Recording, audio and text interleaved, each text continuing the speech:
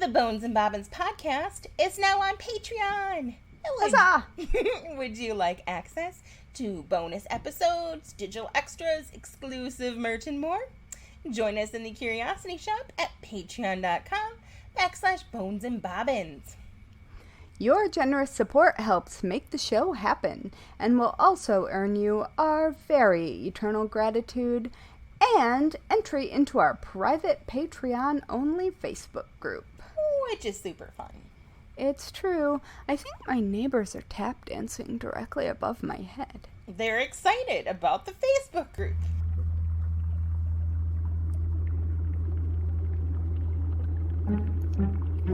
In a dusty old shop on a forgotten old street, you'll find two witches with books 3 boxes deep.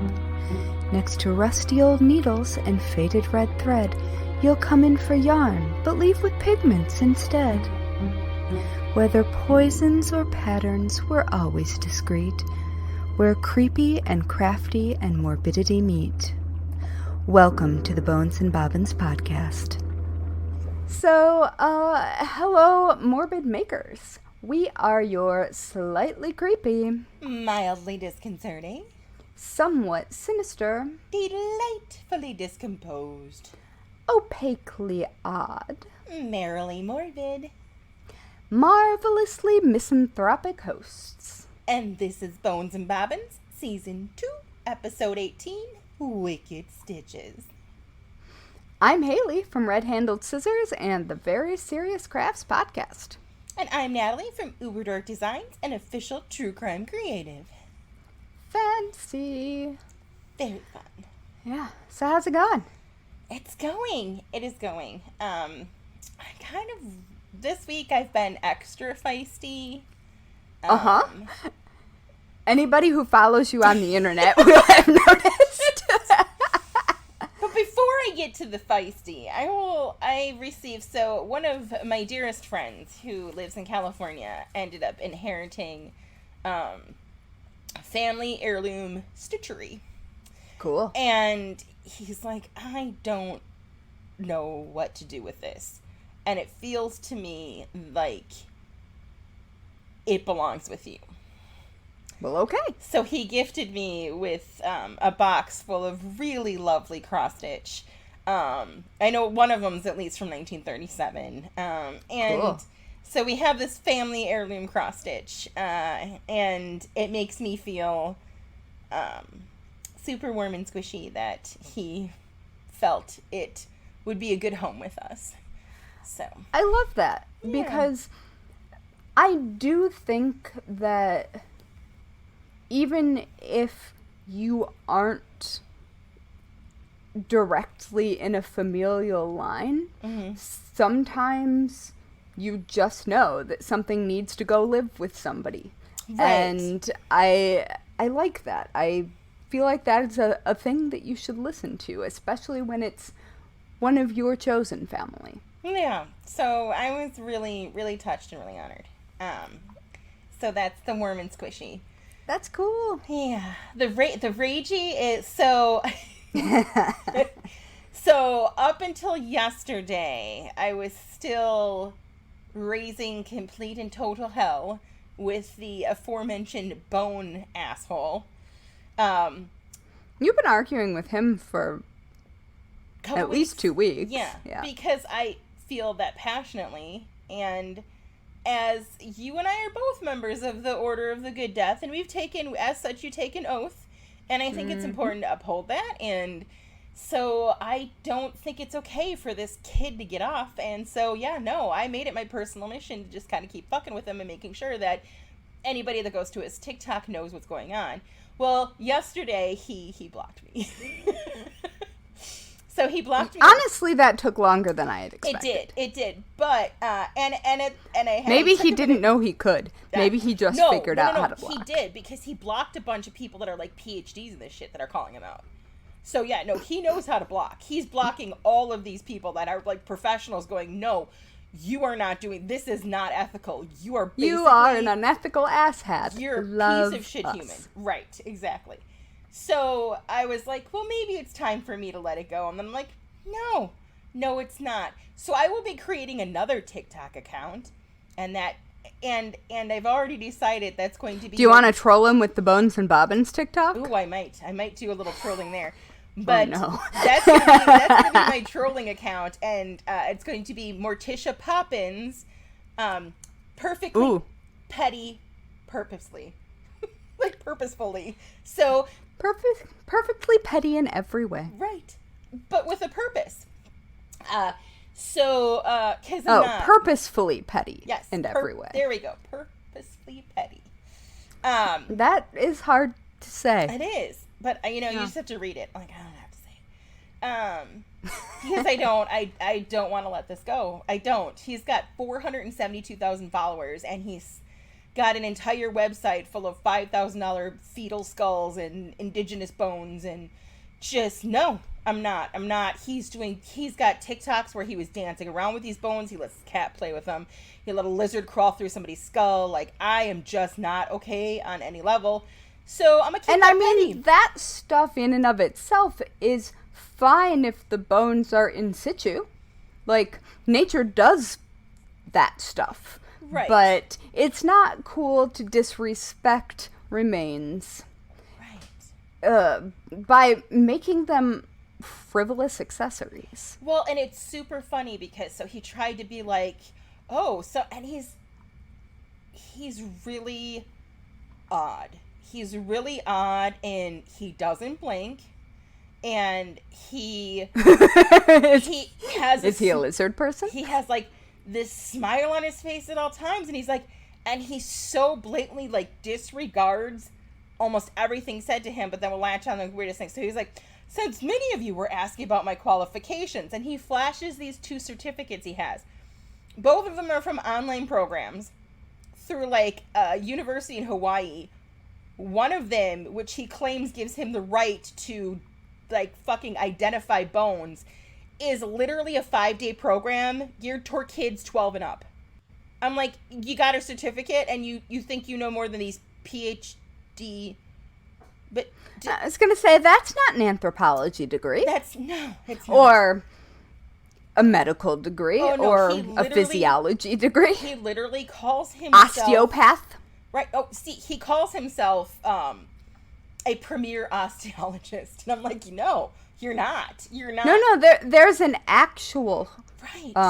There's an actual study of bones, and the people who manipulate bones are osteopaths. That's an actual job. Well, and I know or a chiropractor. And I know I know how mad I must have made him, because like he did, and I cannot remember the name of the particular disease, and I feel horrible about it.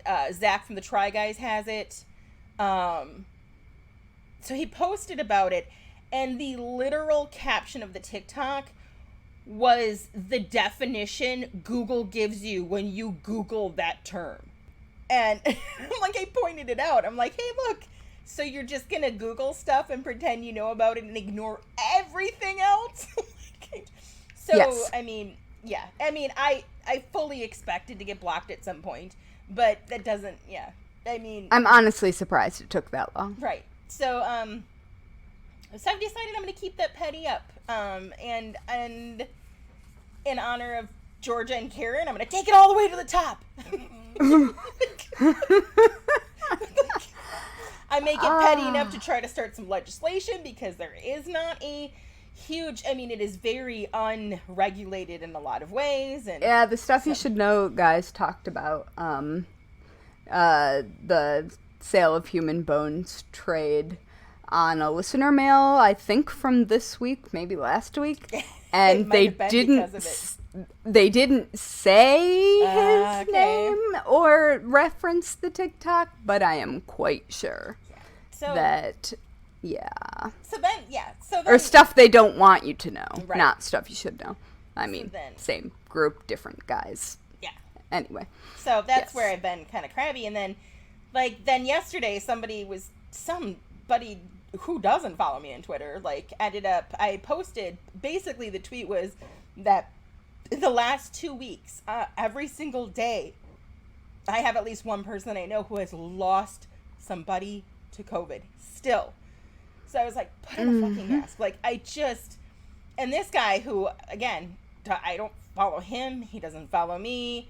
Decided to get stupid. And so in what is probably one of my most polite attempts ever to tell somebody to go away, Twitter apparently now will check you if you use language they feel... It has only done that to me once, and I was so mad. I was like, livid. no, fuck you. Like, I literally was like, look, and I think the tweet was something like, look, I provided you with proof from the CDC, you giant buffoon. Pick your choice of direction and kindly fuck off to it. Super polite, I thought. And then Twitter's like, are you sure you want to say that? I'm like, I said what I said. Yes, I want to say that.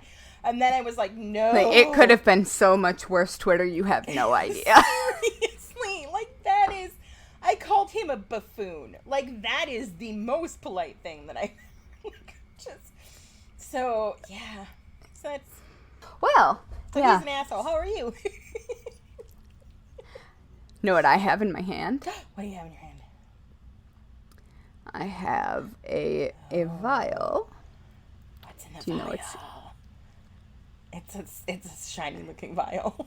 I want to know what's in it. It's a shiny looking vial because of what's in it. Is it mercury?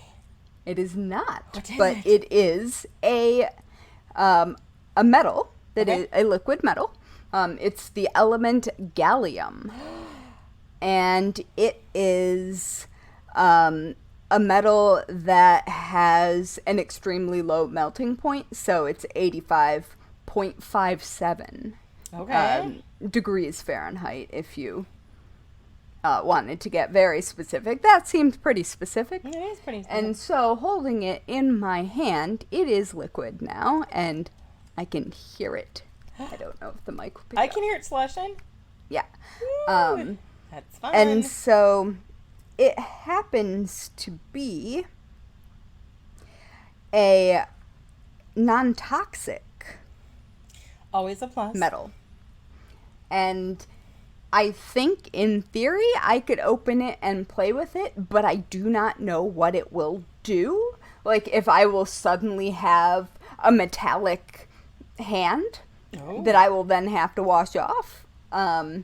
And I like the thing. So I've got a vial of that. And I have a second vial. Oh, why are the vials so cool? Like, just the vials. Because the person who runs the store that I got them from, which, by the way, shout out to Stem Cell Science Shop in Tulsa, Oklahoma, I believe. They are selling really fucking cool shit right now, and it's just science stuff from science nerds for science nerds. I just heard my bank account cringe a little bit, and I'm okay with that. Well, but most of it's not expensive. But there are like spaceship parts, and there's hardware from a crashed stealth bomber. It sounds like a curated boutique-y version of one of my all-time favorite stores, which is American Science and Surplus.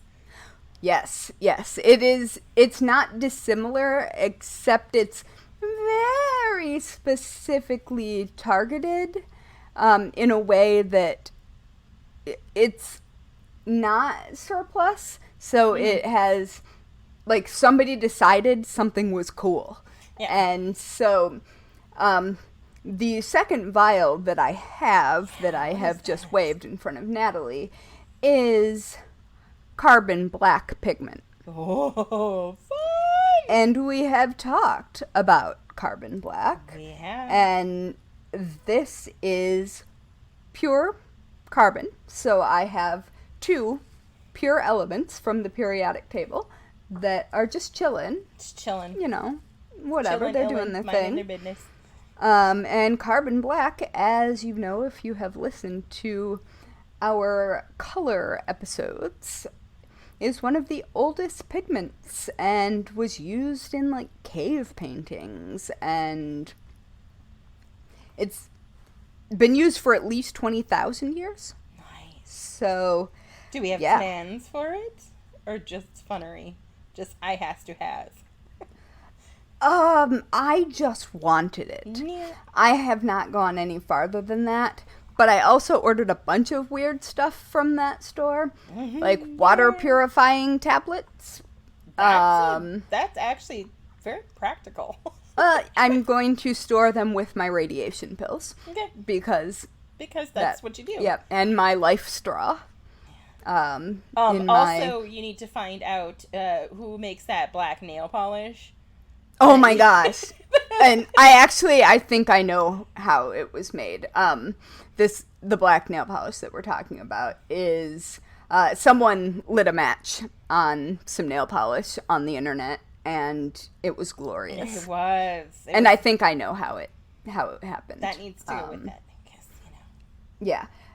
And I also got a blood typing kit, because why not? I looked at my raw genetic data and did the calculations, so I am fairly certain that I know what my blood type is, although I did not know before. It seems like something I should have known. Yeah. But I used to pass out with regards to blood, and so it's entirely possible that no one brought it up. Yeah, that'll happen.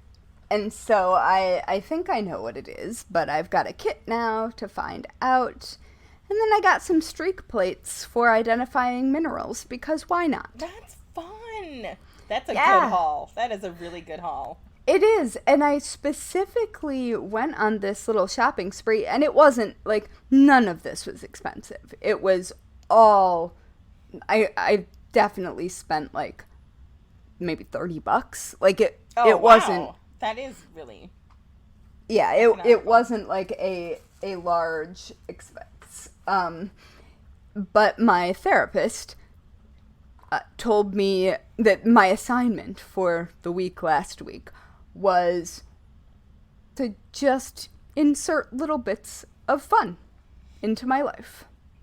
And, like, not have an overarching goal of be happier or seek joy or any of that bullshit. No, just do something silly. Add something delightful. Like, something that makes you smile for the blatant hell of smiling. So, I think we should all do that next week. Listeners, to us, insert some fucking joy and let us know what it is. Things are not getting any less bizarre out there, for lack of a better way of putting it. Let's hear your tiny bits of joy. Yeah. Oh, I just realized that the little cards that someone has definitely cut out by hand came with each of these bits of things. That's a decent font choice, too, I'm just saying. I think it's just Arial. Yeah, but I like Arial. It's like my go-to basic font. Because it's not Helvetica. I think it must be Arial. Arial Bold. Yeah. But yeah, it's like somebody definitely cut all of these pieces out, and it isn't intense in the way that big companies would make it. So it does say, please do not inhale the fine powder. Like, nice. Yeah. Don't do it. But it also does not tell me not to put the gallium in my hand, and presumably it would if I wasn't supposed to. I would recommend maybe just staying away from the face. You mean I can't go, like, full Ziggy Stardust? Oh, God, that would be so amazing, but the responsible mom in me is like, no, probably not. I'm not going to put it in my mouth. Okay, but mucous membranes and eyes and nose, and test the fingers first. I'm not going to put it up my nose.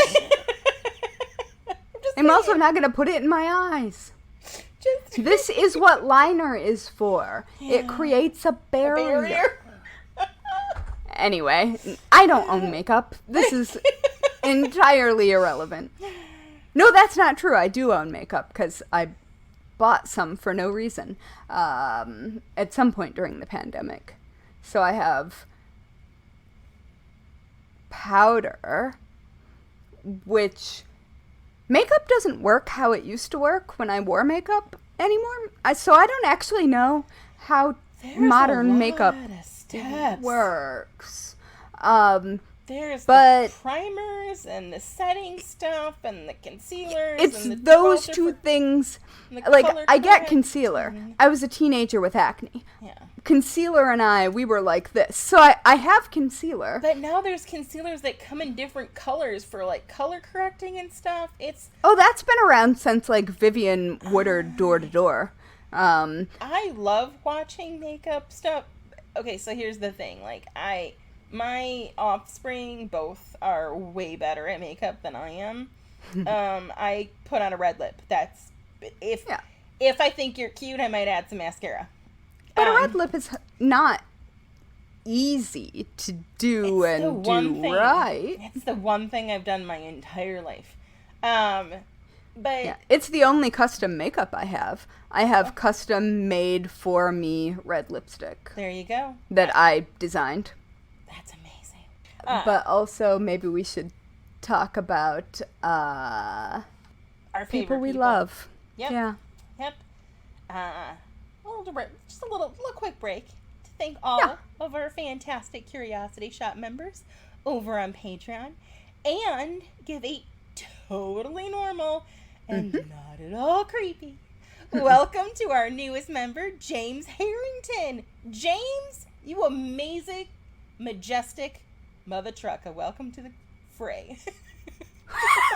The fracas? The fracas. Yeah, hi, James.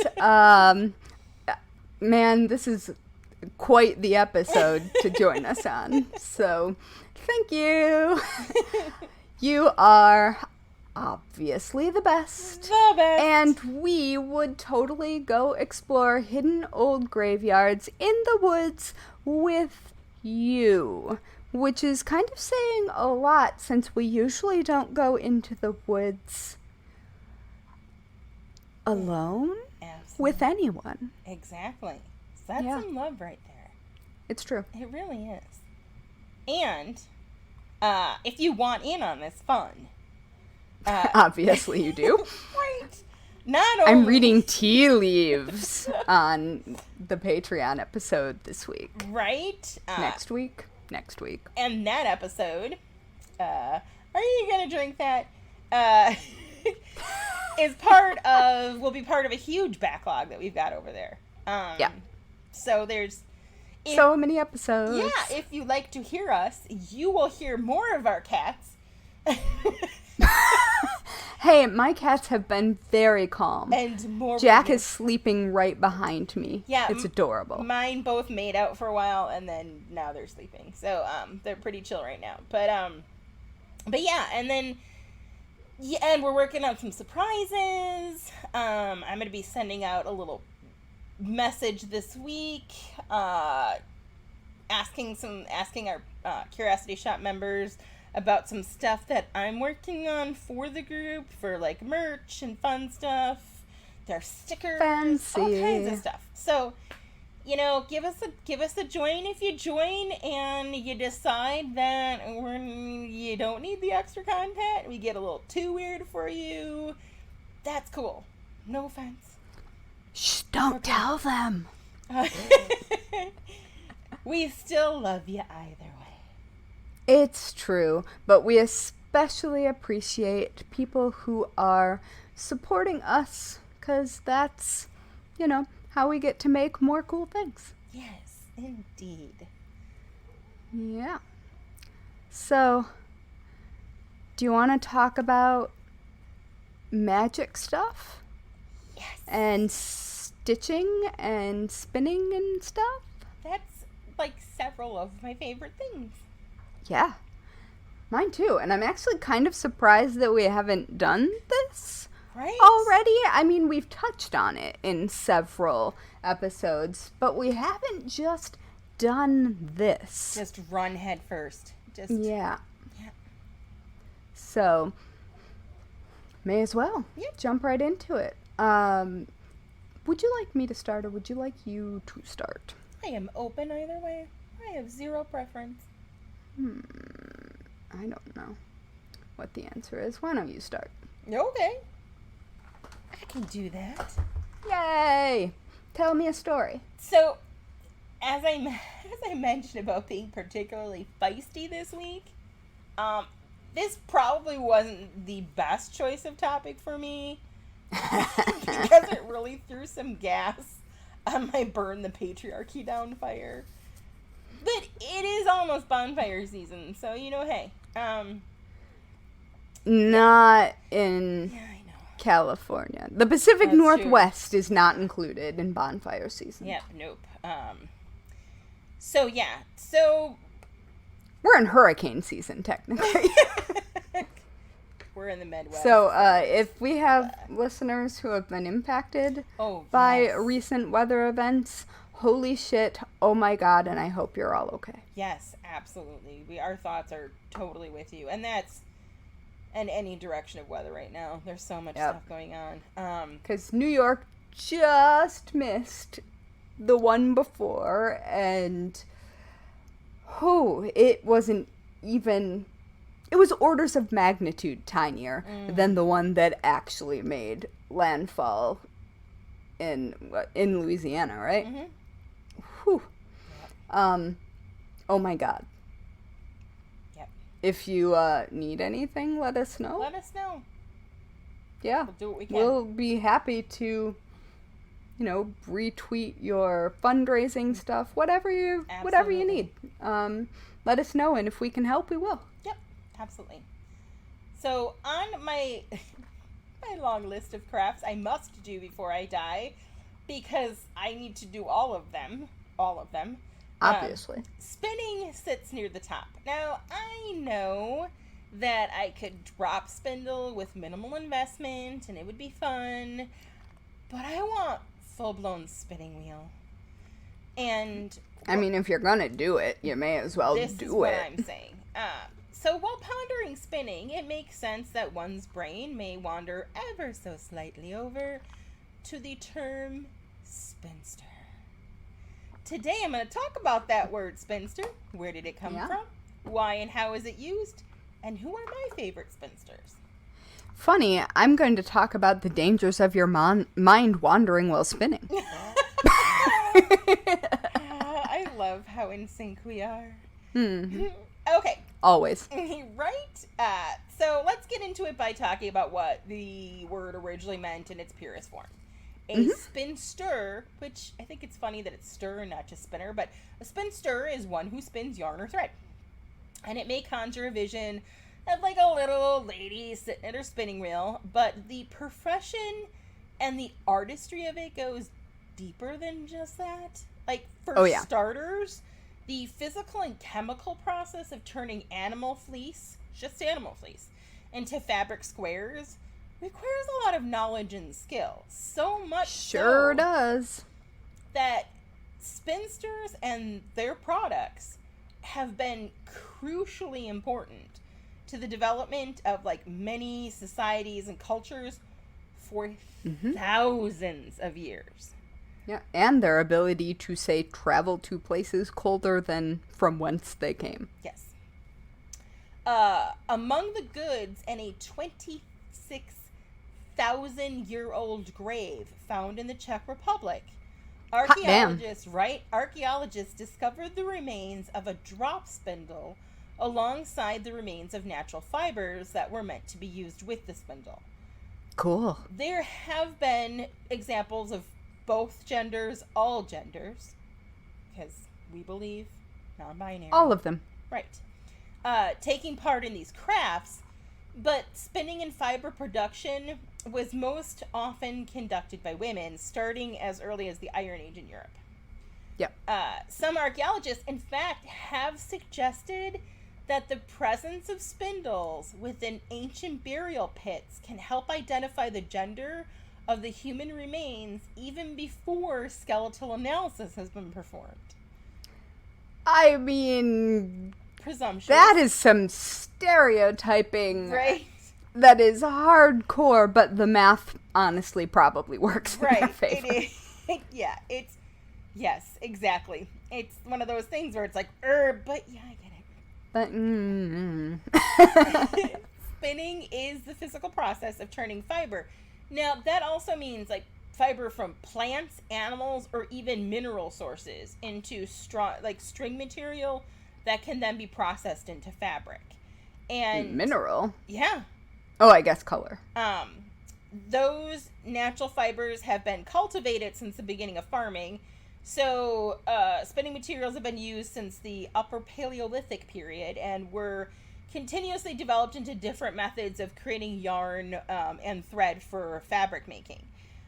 Because that's the thing, is it's not just, we're talking weaving too. We're not just talking knitting. Like, most people, say, they just automatically think, but no, everything, like tents and tarps and like everything before the industrial age, man. You were like, it was handmade. And You've got cloth. Yep. Somebody made it. Exactly. Now, in order to be spun, a strand of fiber must easily catch to another to form a continuous string. And this is why the fibers from hoofed animals, such as sheep, can be spun into yarn, but human hair cannot. That's why, like, you can't... It can be, but... You need to have binders, and it's so much... Like, you can't just pick up a clump of hair by itself, and it's not the same. It depends on the texture. True, that is true. So using both tension and the weight of the yarn, the spinner pulls out a longer thread and then winds the completed yarn onto a spool. The yarn or thread can then be processed through hanging and stretching, usually with a variety of different chemicals like lye, soap, dye, sometimes even human urine. The processed yarn is then... Like you do. Right. I guess ammonia? Yeah. The processed yarn is then typically wound into a ball or a skein, or other wrapped containment to allow, like, knitter or weaver to then keep it in order while making the fabric. Ultimately, fabric is made into clothing, bedding, household goods, all of that. So, how did this become women's work? Anthropologist Judith Brown, in her 1970 paper, Note on the Division of Labor by Sex, argues that in early human cultures, the art of spinning was best attuned to the members of the society who were constantly doing multiple tasks at once that require routine practice. So basically all of this comes down to women are better multitaskers. For women, the creation of fabric was a task that could be combined with childcare. Spinning and weaving could be picked up and put down as needed, and it was relatively easy to do at the side of other activities like watching the kids or nursing a baby. Textile scholar Elizabeth Barber also argues for this, saying that if one is responsible for a wide variety of tasks such as food preparation, childcare, and housework, having tasks that are easily stopped and started again at the same place helped lead to production of a finished item that could be used for practical purposes. Also, if you think about it, the tasks you're already doing, like food preparation, there's the understanding of how vegetables, meat, how cooking and spices and things applied to all of those things affect it. So it's in the same hemisphere, so to speak. It was first used, Spinster was, in the mid-1300s, though at that time it literally just meant woman who spins for a living. In an age where all clothing had to be made by hand and women were empowered as part of guilds, being a spinster was not a bad thing at all at that time. But as you know, it has changed. Now, I wonder why. Right? Fucking patriarchy. Now, Who could be responsible? Now, how did someone that spins morph into the current definition of an unmarried woman who is older than what is perceived as the prime age range during which women usually marry, whenever the fuck that may be? That seems to be the kind of thing that has kind of just gotten uglier over time. There's two major historical facts that led to the spinster's evolution, so to speak. I just covered the first one, which is the fact that most spinners in the Middle Ages and beyond were women. Going from just women to a specific type of woman that mastered this profession is No, I will talk about possession. is how it started to morph.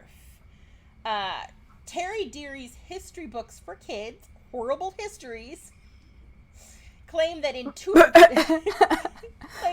Tudor times, so we're talking the 1600s, because Henry VIII had abolished the monasteries and convents, unmarried daughters had nowhere to go and would remain with parents spinning. Now, I just want to throw out here that a lot of this and the research is reeking of classism, because lower class daughters that were unmarried were not allowed to sit around and spin. They were kept at home to take care of the farm or the home, tend to parents. Again, these are all white, unwed people, so... I mean, they would probably have to spin as well, because the family would need... True. The yarn and threads and textiles. Their only, sole purpose. So that brings us to historical fact number 2. It was common in legal documents to use one's occupation as sort of a surname. Yeah. Which is why we have smiths and bakers and, tanners. Oh, God. Mine is Cox. What was your occupation? Well, I mean, my full last name is Pierson-cox, so... So you were... Yep, just gonna leave it there. Yeah, Prince Albert's going on. Women who spun yarn or thread were then given the title spinster in legal documents. The jump from spinner, to single lady was likely an economic one. Some scholars suggest that during the late Middle Ages, married tradeswomen had greater access to raw materials and markets through their husbands than unmarried women did. And therefore, unmarried women ended up with lower status, lower income jobs like combing, carding, and spinning wool. These jobs didn't require access to expensive tools like looms and could be done at home. Right. By the 17th century, spinster was being used in legal documents to refer to unmarried women. It was after this time, around 1719, according to Oxford English Dictionary, that it was first used in the terms of an old maid, which kills me. Just kills me. In Claudia Golden's work, her study of... I like old maid, the presumption. Right? That goes into every part of that. I have judged you to be both old and also a virgin. Right? Just by looking at you, I know. Yep. So, in Claudia Golden's work, her study of the work and wages of single women between 1870 and 1920 reveals that labor-intensive, task-orientated jobs were often reserved for unmarried women. In a workplace that expected women to marry and move on, Golden writes, men had a greater incentive to perform efficiently in non-piece rate work and stood more likely eventually to receive prizes in the form of promotions and monetary rewards. These factors kept rates low for women who remained in the workforce without marrying. In fact, Golden writes 75% of the white female labor force between 1890 and 1900 were single. And this is European, right? Yes. And again, Golden focuses largely on the experience of just white spinsters, so there is a giant gap in history of spinsters of color. I just want to make that... Yeah, and I don't know if there is an equal connotation to that. There is, in my research on various spinsters, there is a famous black woman who was born to freed slaves. But, yeah, they don't... For lack of any delicate way of putting it, black women at that point were just considered property. So. Oh yeah, I guess what I mean is like in like Japan or China or India, is there sort of an equivalent of that place in society? Ooh, I don't know. Well, I'm gonna add that to my reading list this week. Yeah. So even though women were paid for this skilled and important labor, like their male counterparts who worked with the yarns that they made received credit for the women's design and industry. Well, of course they did. Of course. In the 18th century, for example, complaints from male weaving guilds in England indicated that American textile workers, mostly women at home, were a threat to their dominance in the textile industry and to Britain's control over America. Because fucking patriarchy. Big baby whiners. Also, women weren't allowed in the guilds. Right. I think I did an episode on that for Very Serious Crafts.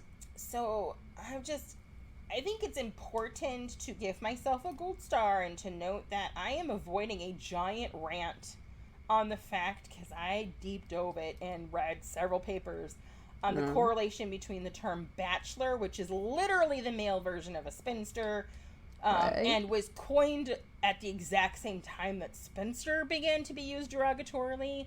And I pulled myself back out of that deep dive, and I'm choosing to focus on the badassness of spinsters instead. But I do want it noted for the record that it's some bullshit.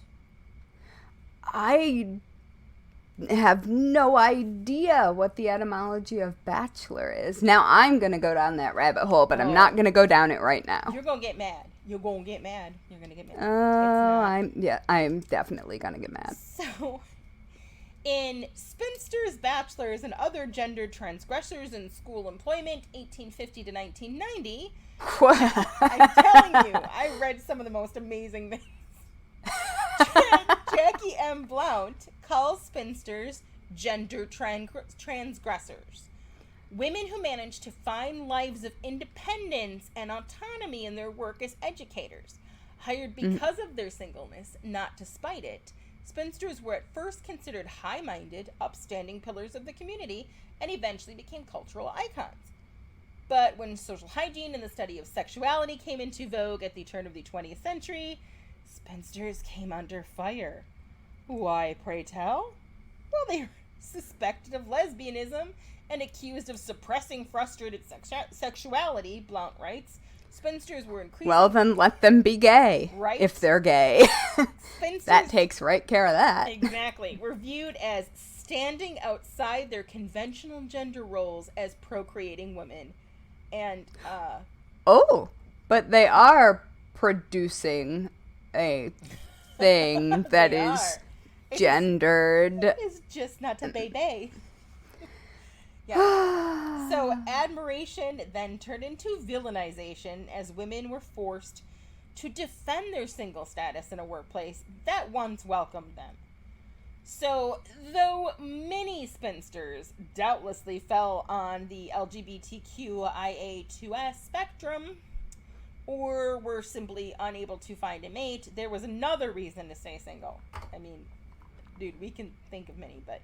So, in her paper, The Best or None, Spinsterhood in the 19th Century New England, Susan Byrne writes that, contrary to modern-day beliefs, that spinsterhood was the dismissal of traditional marriage values, many 19th century spinsters, in fact, chose not to marry because they adhered strongly to the ideals about traditional marriage.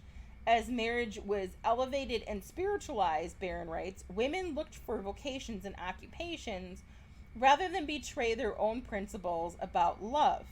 She notes that many women deliberately chose to defer or refuse marriage because they were unable to enter into relationships that met their high standards or seemed worth pursuing to the detriment of their often benevolent vocations.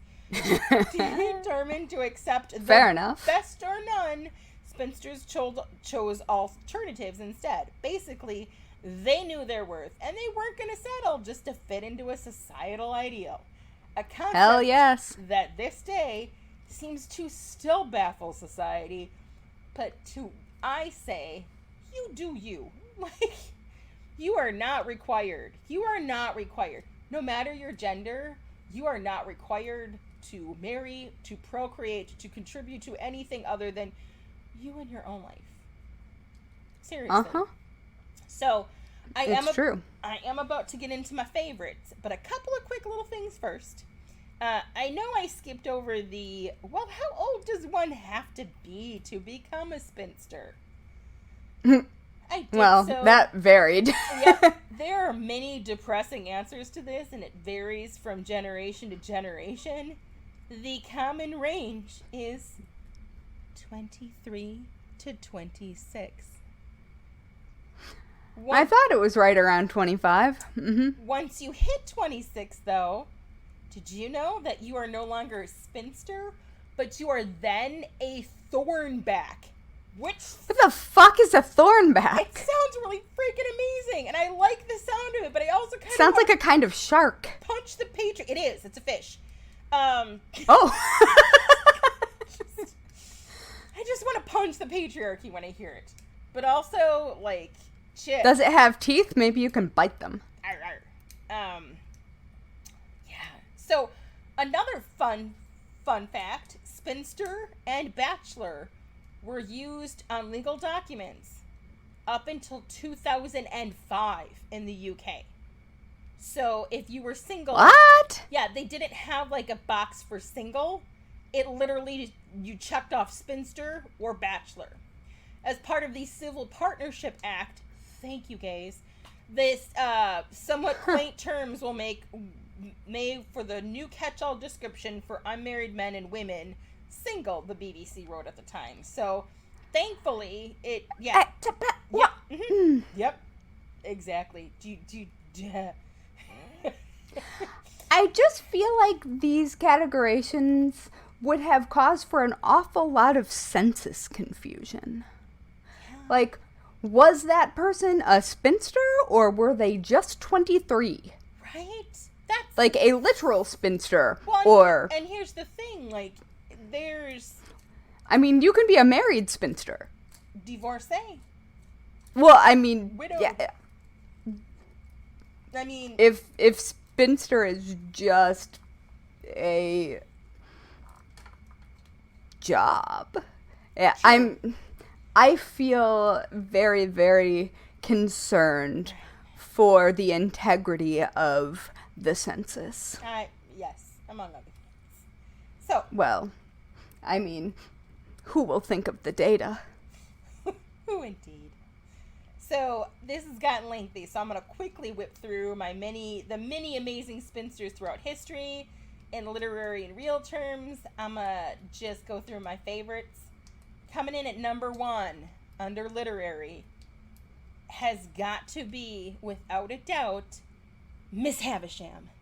Oh my gosh. I can't help it.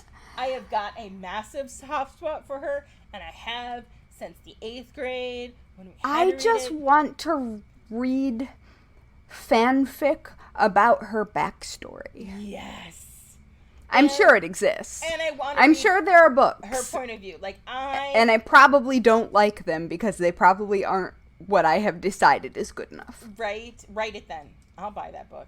All right, fine. But yeah, Miss Havisham. I'm busy. I'm writing another book. That's true. Second place goes to Rhoda Nunn from George Gissing's 1893 novel, The Odd Woman. She was pretty badass. And then runner-up, literary-wise, goes to Bridget Jones, though she is no longer a true spinster. And I love that for her. I love that journey for her. I hate the last book in that series. Yep. Hate it. But her character, I think anyone that read that, it was so relatable. So relatable. It really was. And I mean, I want to be snobby about it because I am an asshole who came from publishing and have a writing and English degree.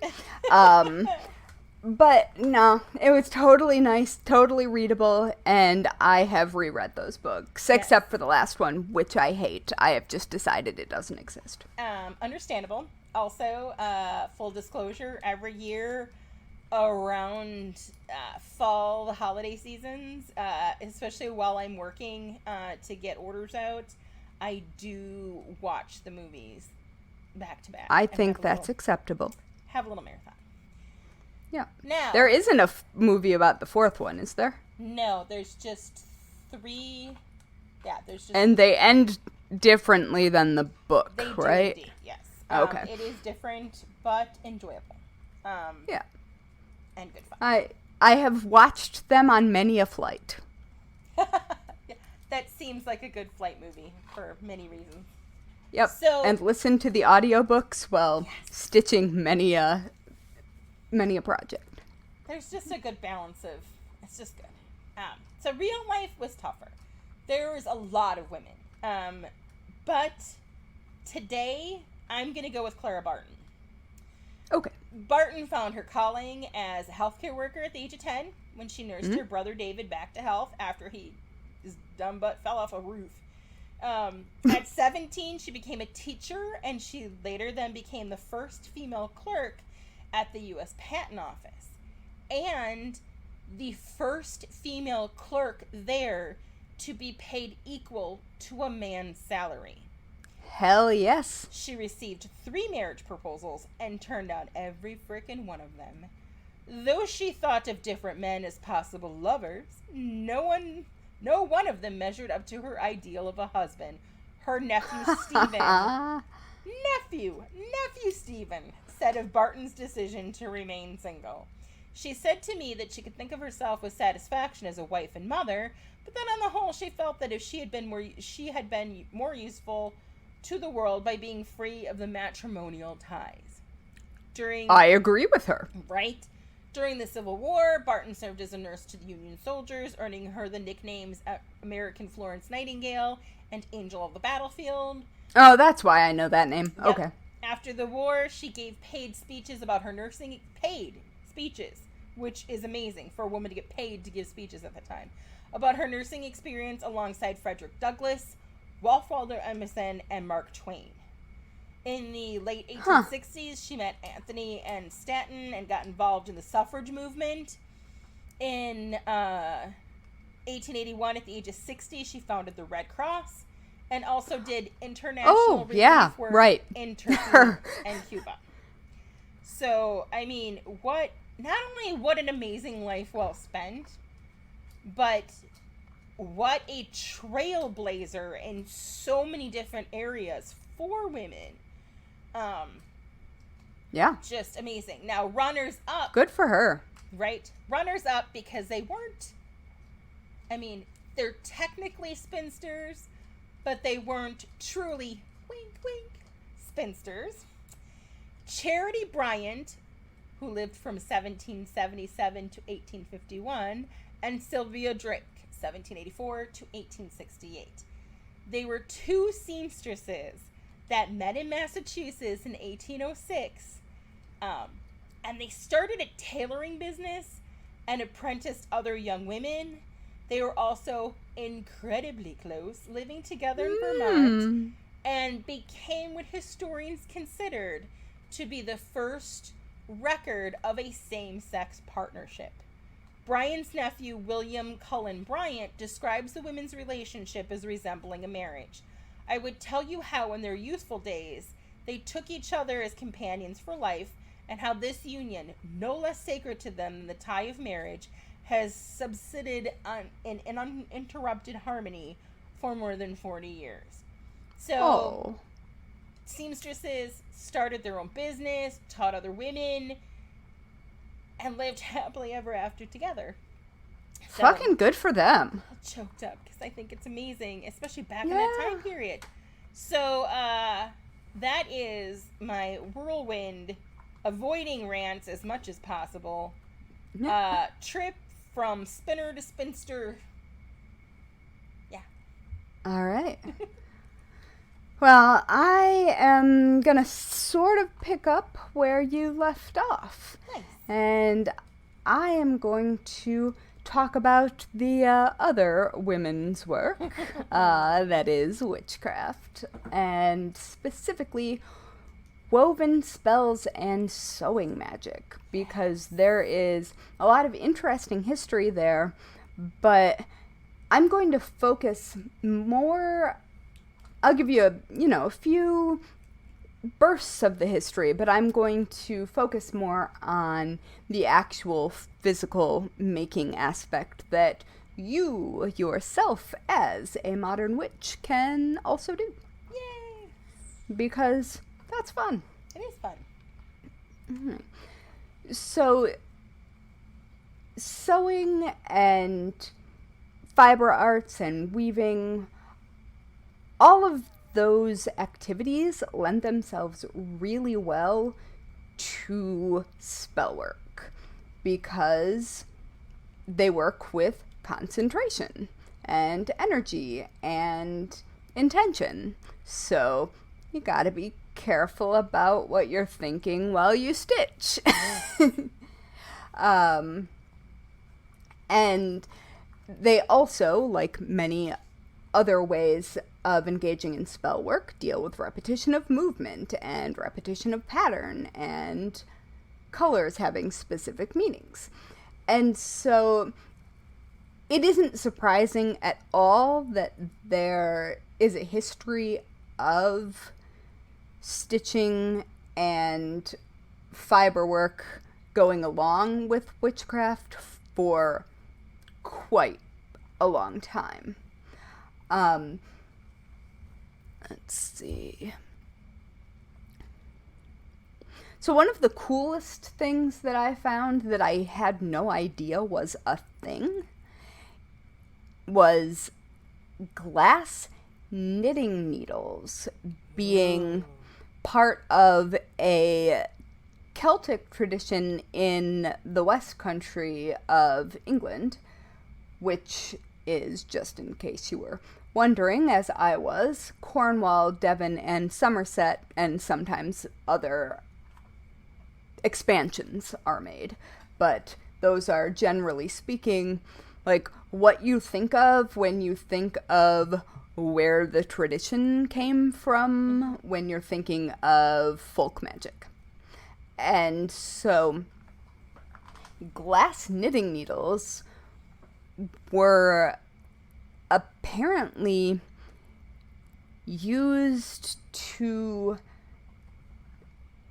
knit spells, and the glass needles were important because they encompassed all four elements.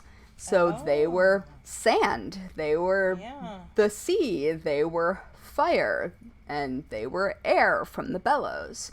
And so blowing glass and making glass needles encompassed all four elements, and also they kind of look like wands.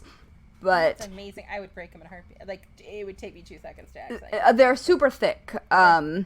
They're, generally speaking, like 9 millimeter needles. So we're talking like... They're big needles. Yeah, we're not making socks. No, we're not making socks. We're not making anything to be kept, actually. Okay. So, the reason that knitting and spell work went so well together was, much like stitching, there was the opportunity to focus very hard. You could repeat an incantation with each stitch. You could repeat an intention with each stitch. You could pick a specific yarn color for color magic. You could do it on a specific day of the week. Say on Friday, if you were doing a love spell, because Friday is ruled by Venus, the goddess of love, and also the planet Venus. Under a full moon. Oh, I'm getting there. Oh. And you might choose to make the thing that you're making during the waxing moon if you want to attract something, and during the waning moon if you want to banish something. And so once the person who is knitting the spell is in a trance-like state and they felt that enough power had been built up and enough energy had been focused on the specific end that they were going for, They would rip the yarn off the needles and throw it in the fire to release the intention into the air.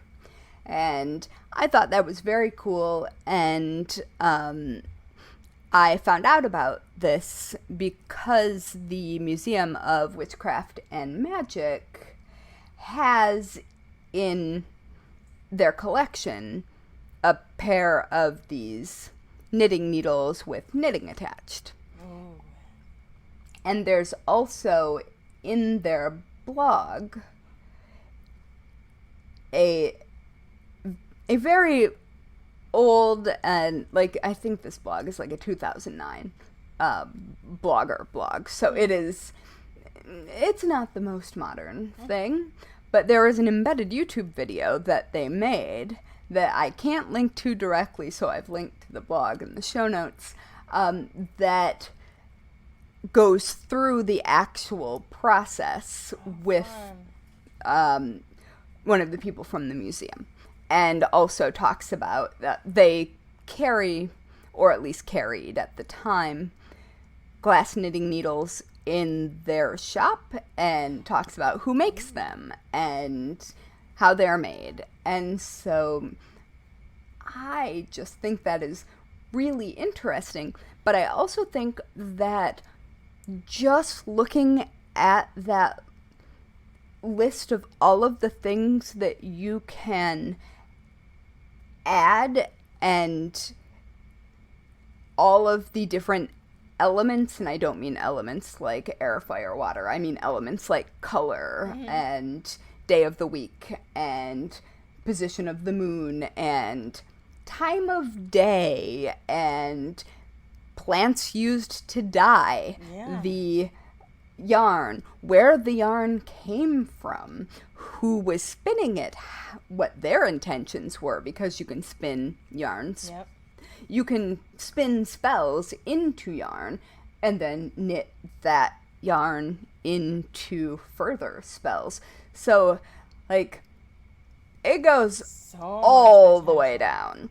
Yeah, and that's what I really like about specifically the example of knitting, and the same goes with crochet. If you happen to be a crocheter, all of those same practices, yes, yarning broadly, they could definitely exist. But going through that entire list, I think makes what you can do with fabric and fiber craft a lot more obvious than if I were just talking about all of the different kind of embroidery you could do and things like that, because you can involve every single aspect that I just went through. Yeah. You can apply that to embroidering. You can apply that to oh my gosh, spinning. How the sheep are raised. Yeah, cord magic. When they were yeah, like when, I mean, you would shear them at a specific time, right. And there's also a traditional time period, and I think it's before the first snow, that you need to have all the spinning done. Like, there are superstitions around, well, literally anything you can think of. But, yeah, so you can apply this, like I said, to cord magic, knot magic, which can include lace. And there is a very specific spell formula, I would say, called the Witch's Ladder, that probably most people have heard of, and I will come back to that in a second. But you can also apply this to weaving. Weaving takes rhythmic. For fucking ever. They're so rhythmic and therapeutic, which is why so many people do them. But now we binge watch true crime stuff. Well, but you can do that at the same time. Right? Oh my goodness. And so it's because weaving takes for fucking ever, and especially like if you're doing tapestry work or something like that, there is a cat attached to my butt. I have one on my foot. Because that is an item that would not get thrown in the fire. Like, permanent items have sort of a different kind of power to them.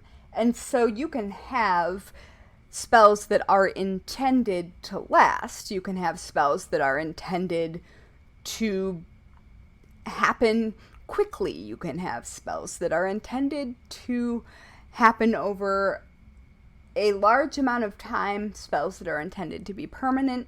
Like, there's so many options. Yeah, there's so many options, and there are so many materials that can be included. And right. Yeah, and there is also a technique for making knotted tapestries, which is a very interesting to me combination of weaving and knotting spells that could happen there. And then there are the spinning spells that also dive into all of the things. And so I'm going to talk about stitching spells more specifically, and then I will move on to the spinning aspect. So, stitching spells, I think, when we think of them now, it isn't usually like I am spinning this thread or creating this tapestry or something like that. Like, that is not usually the approach. It's generally speaking more along the lines of maybe sewing a sigil inside of like an interview outfit that makes you feel powerful. Or there are negative spells that you can very stealthily stitch into someone's hem if you are the sort of witch who does that, and I am not. And you can, like I mentioned earlier, seal herbs or crystals into seams. Yes. And there are just a huge number of ways that you can apply that. And so, like, embroidery and cross-stitch is really frequently used in spell work because it's repetitive and patterns and meditative. Yes. And you can incorporate images, you can incorporate words, you can incorporate just movement, just pattern, just color. And different fibers, including, like, human hair. Like, that, it's easier to sew with than... Yeah. Oh, yeah. And you can make lace with it too. And so I just think that is a very interesting approach. And it's something that has been happening for a very long time. And it's also something that, frankly, people have been prosecuted as witches for. Yeah. And there is a very fine line between superstition and meditation and actively participating in folk magic and witchcraft. And that has historically been a really weird line for largely women to walk. Right, and there's also, most of the time, there is a built-in subconscious intent when you are doing any kind of handicraft. Especially when it's not strictly utilitarian. Like when you're making the proverbial first baby blanket. You know what I mean? Like there's, or I wonder how the boyfriend sweater curse works into this. But when you're creating something, there's always a bit of intent. There's always that intention or pride or happy. Like there's different. Yeah. Well, I think the boyfriend sweater curse, like, there's some apprehension in presenting something that you have worked so hard on, and it's pretty easy to imprint that energy. Yeah. So, there's just a lot of variation in practice and intent. Mm-hmm. And, you know, I think, like, one of the things that I find really interesting is, like, when you're creating something, like, you have to, like, So, a really common way to involve specifically yarn or thread into intentional witchcraft has been with the tying of knots and concentration specifically on the tying of knots. And I imagine that this was because that was material readily available. And so there is a very, very common spell that probably anybody who has ever watched any movie with witchcraft in it, it's probably come up. I can't think of any off the top of my head because I know the spell, and so it that is not where my brain goes. But it will probably sound familiar. So, with knot 1, the spell's begun. With knot 2, the spell be true. With knot 3, the spell is free. With knot 4, the power is stored. With knot 5, this spell will thrive. With knot 6, the spell I fix. With knot 7, the spell will waken. With knot 8, the spell will wait. With knot 9, the spell is mine. With knot 10, it begins again. So, there are many, many variations. This one happens to be a quote from a Deborah Harkness book. But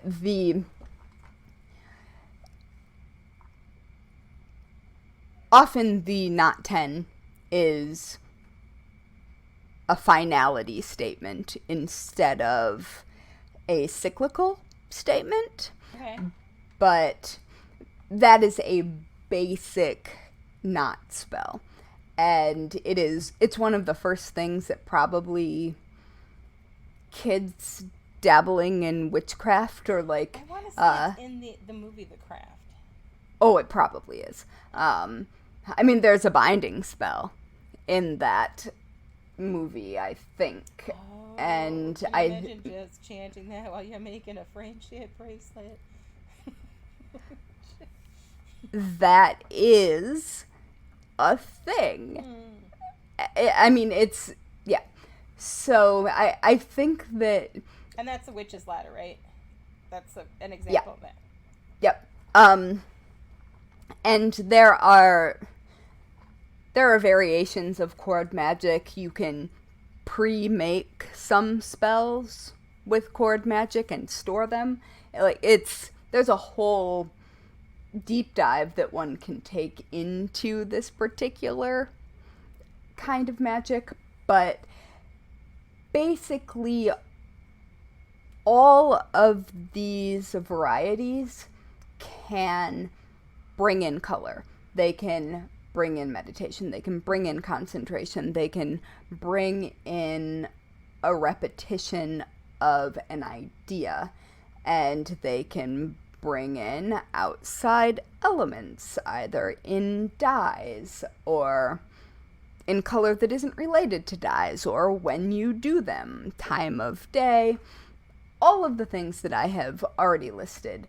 You can apply them to literally all of this, or all of the specific fiber and stitching spells, which is cool.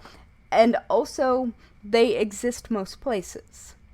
Like, throughout history, some version of this exists. Like, even if it's just like knitting a sweater for a fisherman going out to sea who you love. Right. Like, you're gonna that is like you are imbuing love and protection. And protection. Yeah. Mm-hmm. And now thinking of all the possibilities, I'm thinking of macrame You could even stick in the stem from, like, rosemary in there. Like, you know what I mean? You can hide things in the fibers. Like, yeah. Wow. You can do, and I think that this area of witchcraft weirdly is sort of overlooked because the knot spells, I think, are seen as basic and, like, beginner level, although they're... Start somewhere, and basic doesn't mean that it's not good, you know? Well, it also doesn't mean that it isn't powerful. Right. And also, you can do many different things with it. And so, like, you can also use fiber craft for binding spells, which often are physical, like pieces of thread and yarn wrapped around symbolic items. And cord cutting ceremonies where you are removing yourself from a toxic person, or anything like that. It's very interesting to me, and I think that it's overlooked pretty frequently. And if you think about it, like, some of the most basic tools are the most powerful ones. Hammer. Yeah. Think how basic a hammer is, but how vitally important and powerful it is. Knitting needles themselves, like, just, you can do so much with a knitting needle. Like, it just... Oh, yeah. They're basic tools. It's true. You know what I mean? That's a basic freaking tool, but it's powerful and it's important. Exactly. And, like, along the same line, I would be remiss if I didn't stop by spinning spells, because that is a whole thing, and it's also tangled up in the history of women broadly as... I'll be weaving some spells, spinning some spells into that. I would feel kind of fuck you in a good way about it. But anyway, so I found some interesting tidbits specifically about spinning in Scotland, since I covered Celtic folk magic earlier. That's where my this favorite is sheep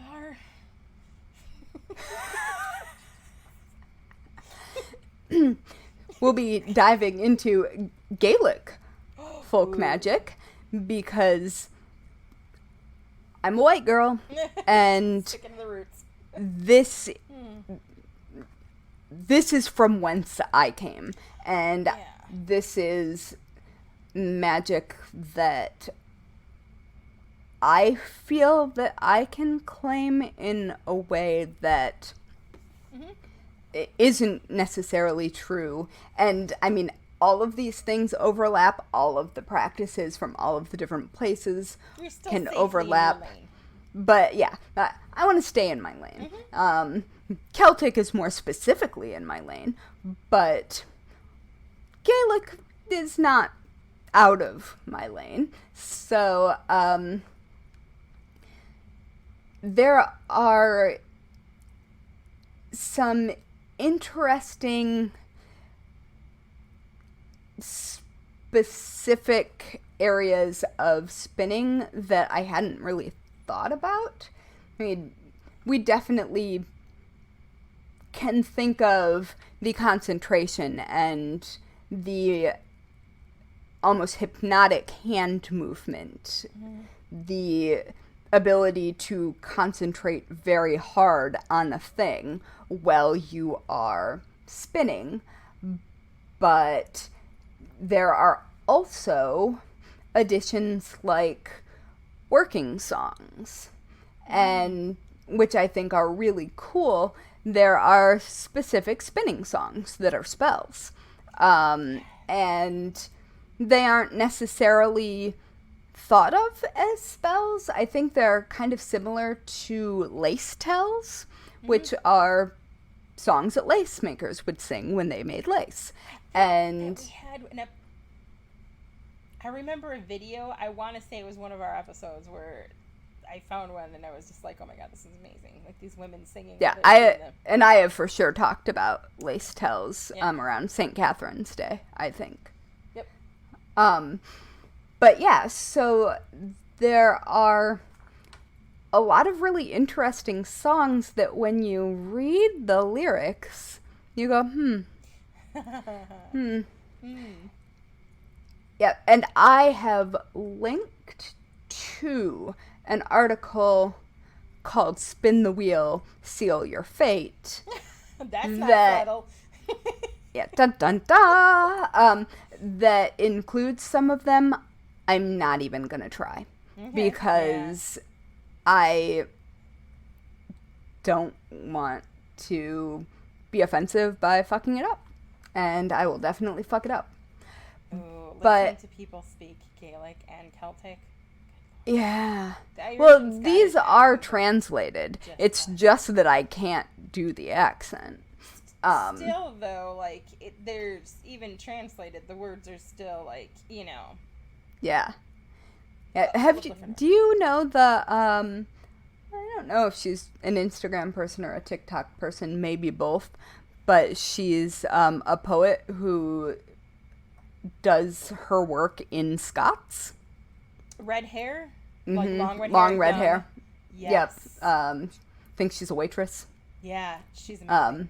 Yeah, she is amazing. Yeah, anyway, people should, if they want to, if you want to hear the accent, go to there. Also, if you want to hear Irish, Natty Dread on TikTok, she's an Irish singer, and I think she's Irish. Oh my God, what if I messed it up now? But it'll be okay. She's amazing, even if you fucked it up. Her voice is just... when the sea shanty songs run around TikTok, her version's pretty amazing. Yeah, well before the sea shanty nonsense, I'm very into Depression-era bluegrass and sea shanties broadly. Like, that has just been a true thing, and I was so delighted. It's fun. Yeah. TikTok is such a weird and wonderful place, but also, like, incredibly overwhelming at times if you... That's true. But, yeah. Anyway, back to spinning. Yes. There are spinning whirls, which are the sort of circle or stone or whatever at the bottom of a drop spindle. So, like the spindle that you would spin by hand, not a spinning wheel, that have been found with blessings carved into them. Ooh. So they were specifically meant to imbue, well, goodwill, generally speaking. I have not come across one that was like, die. Listen here, mother. Exactly. And so that's kind of neat. And pushing back a little bit on the bad name that the word and profession of spinster has. Being a spinster was dangerous. That's why it had the bad connotations, because it was dangerous to the patriarchy. Yes. Like you said, because spinning equaled independence, and independence equaled power and safety for your family. And so before being a spinster was a negative thing, that could mean spinning thread being literally like weaving the threads of fate together for your family, which is a really interesting way to look at it, I think. I say about my own thought. It is. But it also, because it meant independence and power and not needing no man, it became a threat where it would otherwise be seen as offering your family safety and security and the ability to be warm. And like, those were all good things, and they weren't necessarily done by single women either. Right. But yeah, so that is That is just the way that I tend to look at it.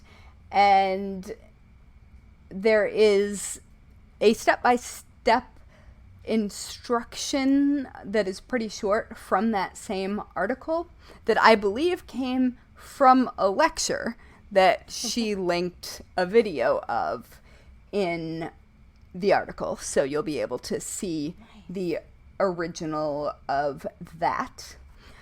I am told that spinning can be meditative and become automatic. Mm-hmm. I am desperately bad at spinning. Like, me and a drop spindle, no.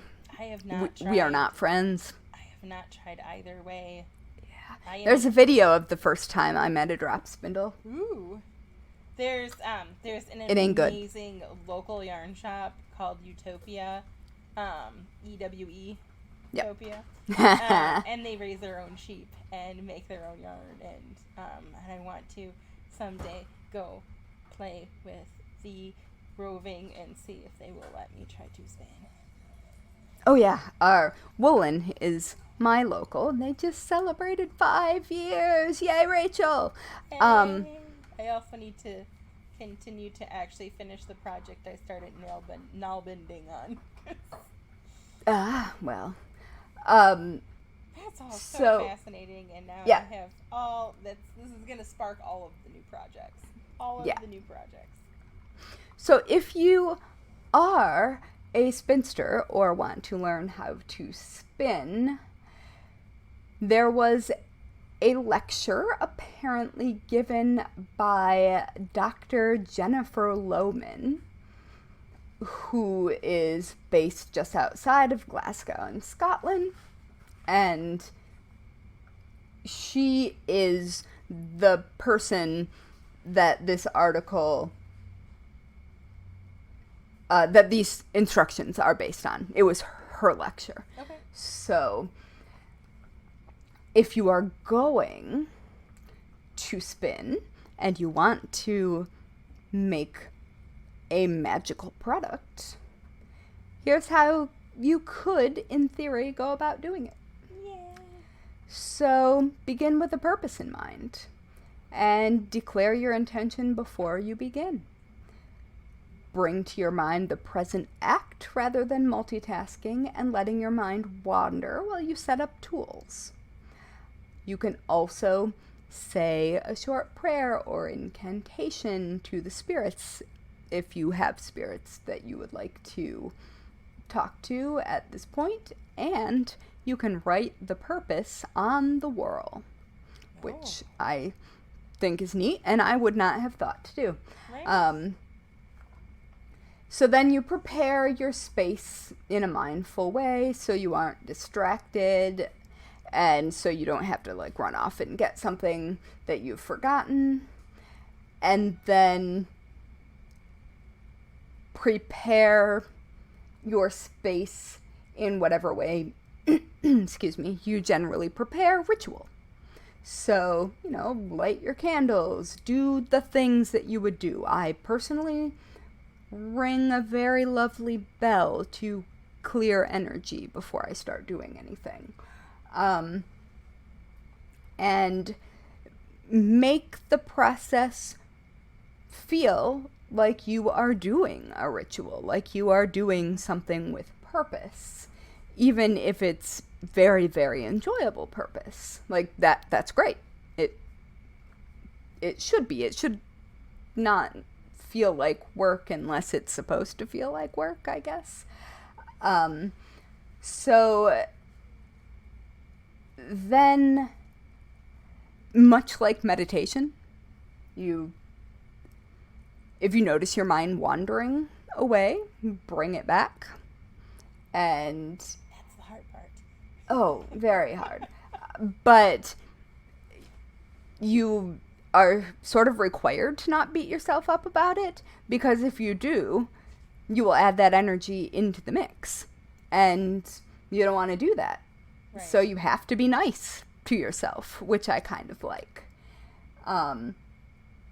And so this is the point where songs or incantations really come in, because those keep you focused. Yep. And so once you have made this ensorcelled material, acknowledge that you have finished your work with a closing in the same way that you would close any spell, and leave an offering to the spirits or the good folk or whomever or whatever is involved in your practice. And then, once you have magically spun thread or yarn, you can then use that already ensorcelled item to do any of the aforementioned stitching, knitting, crocheting, weaving, and add that extra kick to the foundation of it. And you can also, at this point, it's a great time to do some natural dyeing. And specifically... Like the blood of your enemies. Wait, no, wrong one. I mean, you could. I mean, iron. That's true. Presumably that would be a fixative of some sort. But I was thinking more along the lines of coffee or tea, which we will be talking about on Patreon, as I utterly fail, probably, at reading tea leaves for the first time just for fun. Faith in you. Yes. And to be clear, reading tea leaves, I'm well aware, is an Eastern practice, and I am not going to come at it from that specific area. I am coming at it from a modern spiritualism sort of tea time place, so it's not going to have the same gravity. I'm just going to mess around and be silly with a thing that is fun. Yeah. I am not going to be doing a serious spiritual practice at all. And we could, and probably should at some point, dive into superstitions and fairy tales like Sleeping Beauty and Rumpelstiltskin. Yes. But we will save that particular horror show for another episode, because, oh no. Oh no. Indeed. Yeah. And I think that brings us to the weekly worst way to die. Yes. So, Embroidery Curse. Ooh. I would not like to die by way of Embroidery Curse, because I feel like it could be a very long and drawn out affair. Yeah. Yes. And you could also do like pulling thread out. Like there's a whole lot of, like, I didn't even get into that. Yes. Anyway, so I feel like I don't want to die that way. How about you? Mine is by the hands of a man. Like, I'm just... Well, yeah. Period. Because I'm just, especially an old white man. I'm anti... Yeah, I'm just anti... And I would like to think that I could take them. So there's several reasons why it just would be infuriating. But yeah. I have historically been able to flip a 250 plus pound German man over my back. Nice. I used to do that while drunk on the Diag in college with my friend Nick, who is a very, very tall German man. And it surprised him every time. It was fun. So, hey, do you want to be spooky internet friends? And who wouldn't after that? Right. Honestly. I'm not even on the right page, so okay, I am now, so go ahead. Tell me how to be spooky internet friends with us. Wait. Bones and Bobbins on Instagram, Facebook, Twitter, Pinterest, TikTok, anywhere social you can find us at Bones and Bobbins. Or yeah, I mean, we don't actually do anything on, well, Pinterest or TikTok. I mean, Pinterest comes in fits and starts. Yes. Yes. But, yeah. So, or you can just go to bonesandbobbins.com and find us there, or patreon.com/bonesandbobbins. Yeah, that's where you find the back catalog of so many extra episodes and, you know, the good stuff that we are. Yeah, which reminds me, I still have not put up any of those because I keep forgetting I need to start a separate folder for the bloopers to live in, so I remember to post them on Patreon.